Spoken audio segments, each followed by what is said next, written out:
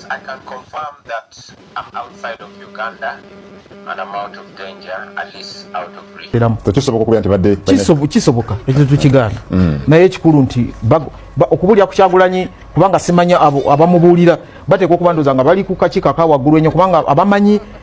Alright, finally, kugira kwa His Excellency Robert Kyagulanyi Heri BBC had the biggest hard network over news and TV aba broadcasters mu nsi yonna akuletedde bana basajja aba NRM naddala bali mu government okubeera nga beeraliikirira era basindikiddewo omukulu General Loiso wali ku TVs ez'enjawulo wano mu Uganda okubeera nga akakanya embeera batya gwettola wansi okalira video zikuletedde mu maaso awo ne speech ya His Excellency Robert Kyagulanyi gyayogedde eri BBC ayogedde gyali oba nedda wetula wansi okalire naye nga tetunagendayo video eno soko gimpereka like bwomaze subscribinga wegate ku mukutu gwaffe guno olunaku olwaliro nga bwenkugambye finally His Excellency Robert Kyagulanyi ayogedde eri abannamawulire ba BBC era n'agaana okwogera gyali kubanga agamba nti no waali bano basajja basobola okubeera nga bamutuukako kubanga tanaba kubeera nga afuna security gyalowooza nti no mumala njagala osooka owulirize audio tumale tuyongereyo n'ebyomukulu General Loiso nga agezaako okubeera nga akiyalinga erinnya lya state. Sooka owulirize His Excellency Robert Kyagulanyi.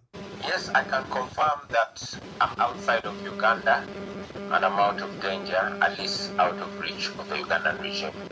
Can you tell us where you are? I cannot reveal where I am now, but I will be able to reveal in the coming hours.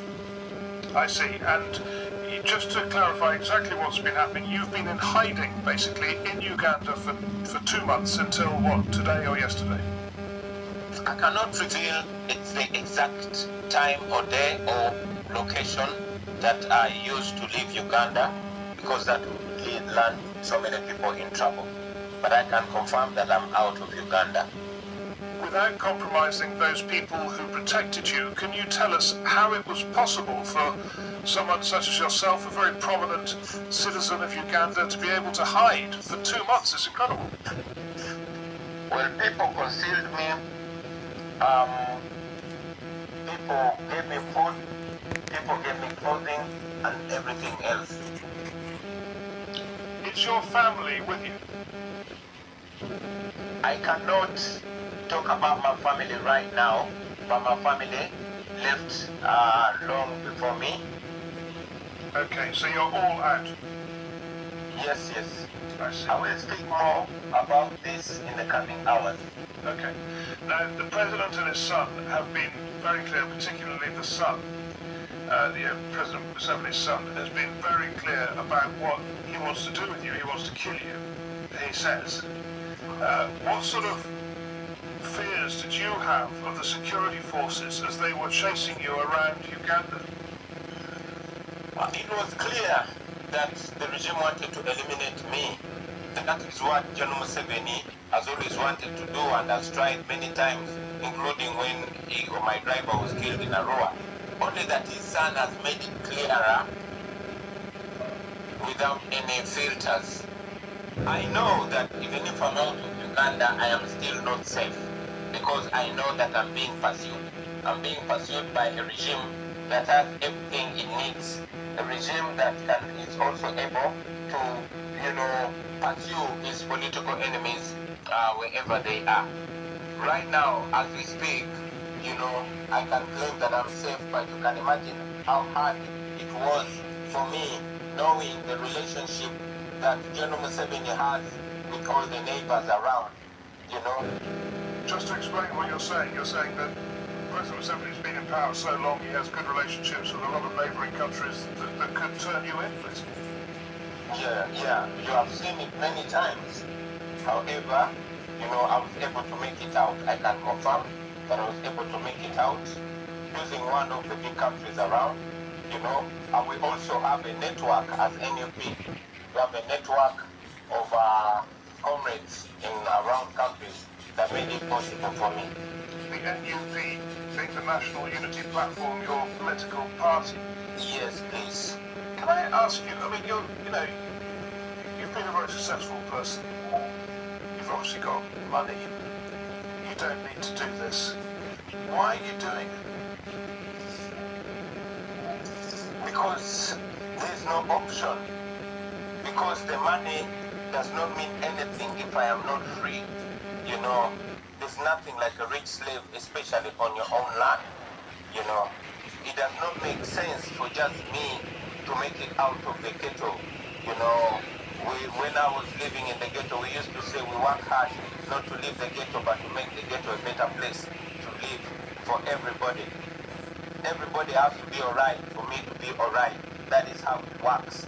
All these countries that we are running to, it does not matter how rich or poor you are, but see if the systems work. I want to live free and to see my people free. You, when you left in the last few hours, have said that you've nominated named your deputy to take over. Alright, ndowooza kati ba foot soldiers hamukakkanyeeko kubanga mbadde mundi bubi nga mumbweza His Excellency Robert Kyagulanyi aliwo atuweeyo ka video nga ali bweru oba nga ali safe. Ndowooza kati ffenna tukoze eki tukakanya naye nga tetunagendayo. Nyongera okujjukiza video eno, yongera ogimpereka like mumaze subscribing akade kajem personalizo kateekemu all. Nyongera n'okujjukiza Haji Haruna walinnya okulombera Edduwago w'Ennangolo ye n'ebizibu namba zizira basembere 20 Mone 5 njagala soko walize omukulu amanyikiddwa nga General Narrates ngageza okubeera nga yalinga erinnya lya government anti anytime from now banatera okubeera nga babakola ki babatunuza mu emundu mba ntegeeza ensi ya America si byakwogera. Njagala webindabireko naawe tugamba nti wano bwe yakola ki ate mu mugambo naye nga tetunagendayo soko walize Haji Haruna. Assalamu alaikum warahmatullahi wabarakatuh. Yenze Haji Haruna omusomi w'edduwa asangibwe Bulumaji ku luguudo lw'Ejjinja kola ku bintu ebyenjawulo nga muli endwadde zitawaanya abantu ababulijjo. Kola kwabo bonna abalina ebizibu mu mukwano. Bw'oba olina ebizibu mu mukwano jangu gyendi neyo era nsobola okumalira ensonga. Kola ku mikisa egy'emirimu, kola kwabo abaagala okugenda ebweru, buntu nk'okozesebwa amajiini, okozesebwa saitwani, ebyo byonna mbikolako. Osobola okukozesa ennamba z'olaba ku screen oba okuweereza obubaka ku WhatsApp. 2 mugumu ndowooza akomewo wanabadiddemu mbwa naba asobodde okukolagana ne banne abamuli ku lusegere neyo gyagenze okwogera nabaki n'abantu abalala bali ebweru w'eggwanga then akomewo mangu bajja kumuwa ku magezi agasingako awo kubanga byonna byakola sagala biyita byakatemba naye ndowooza abamulaba balowooza byakola byebyo ebituufu. naye mbadde saawulidde ebigambo by'omwogezi w'amagye naye bye mbadde njogera wano naye ndoza byayogedde.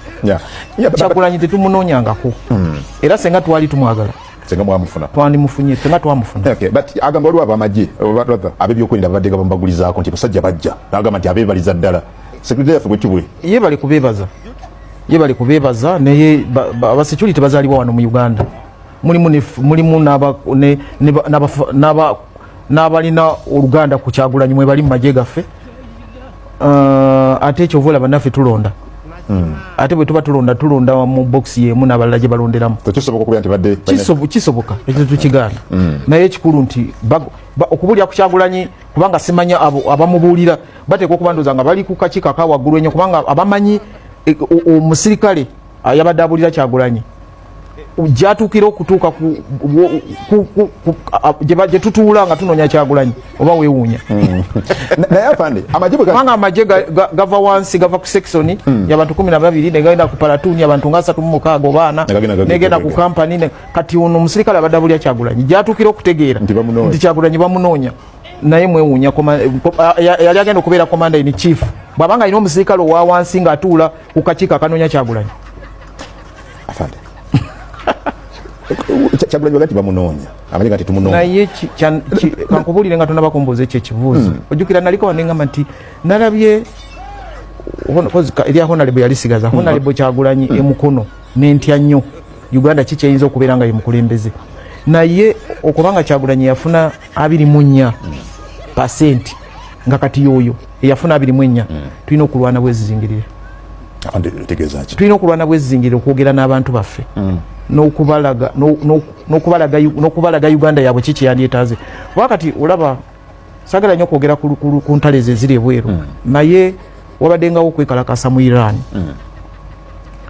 era nga abali eno abawagira nga bawagira nnyo abantu abo abaali beekalakasa mu Iran era ne baagala babayambe naye kati wetwogerera twekyasobola kutegeera eyali yekalakasa neyali awagira bombi simanyiko bwoba waliwa asobola okutugamba nti eno gurupu eno yali yekalakasa naye ate eno yali ewagira gavumenti. Alright, nga tubitadde ku mabbali omukulu Tango Doi ate olowooza teyavuddeyo olunaku olwaleero n'atabukira gavumenti ya NRM naddala Gen. Muhoozi Kainerugaba olw'okuluma amaka ga His Excellency Robert Kyagulanyi. Kitegeeza ki bano abasajja ebyaddala nabo batandise okubeera nga batyamu. Vidiyo njagala ogiwulirize bulungi. Omukulu Adona ono naye bali bamukwata naye yamala n'akoma osoko muwulirize.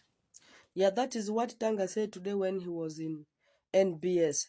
But for me, my question is, when will you people know that it is high time for us to at least know where to be disobedient, more especially if such a thing happens?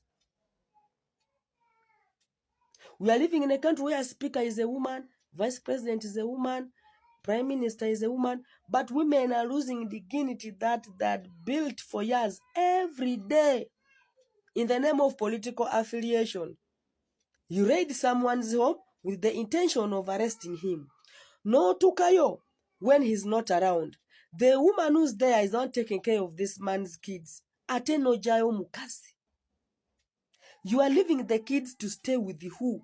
Well, knowing that the same free education you talk about is again expensive for Ugandans to get. Who's going to take care of those children? Nemurumba. Hey. Na ye, me I want to tell you people, nadala muabari mu NRM. The judgment of time is always merciless. Echondagala mu chitegere. And the flies existed before a dog developed a wound. This Uganda was here before all of us, and it will be here. Mwinzo kulemerako nera. There is what is called the time. Echocho. You can never change the hands of time. Unebebanga, you are who?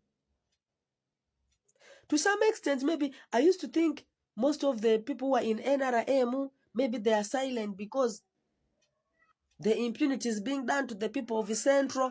Never tambula no genda to our region. You even wonder whether we have ever been with the leaders. No sanga ababara, the girls of Tororo. We have top officials, you know. Ne our women are the one working in the Kampala construction site, not even cooking for the builders. Ne they are mixing mushanga. Our women, you know. Simanyi presidential girl, simanyi girl child what initiative, presidential girl child, simanyi bichi bichi. Tetukanga ke wafe yono.